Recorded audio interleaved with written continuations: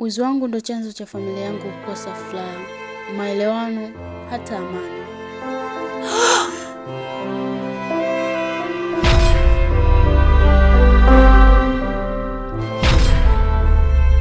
Kuiba nilianza kidogo kidogo.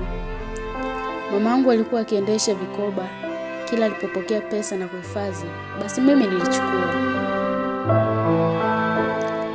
na kubakiza kidogo tu kwa huruma.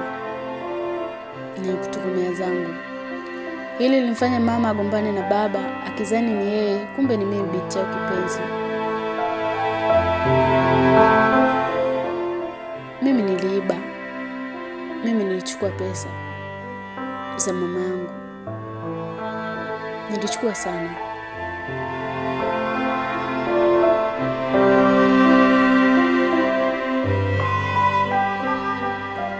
Nilifanya kazi gallery, nyumba ya michoro. Lakini hapakuwa na pesa kabisa. Hatukuuza michoro.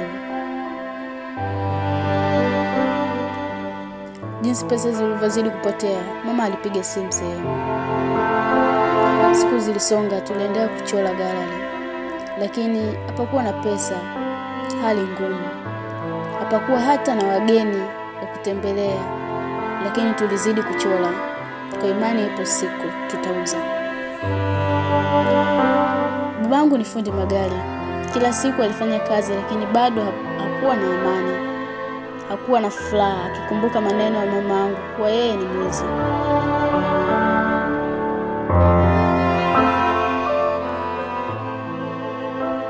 Licha hayo yote, wanasemaga kibaya kwako, wengine wanakiona keki. Nilikuwa na mpenzi, Laji, mpenzi wangu. Licha ya uwezo wangu, ila nilizama kwenye penzi. Penzi zito sana. Yaani mpaka nyumbani nilisahau kabisa. Nililala kwake, nikasahau shida zote, nikajisahau mimi mwizi.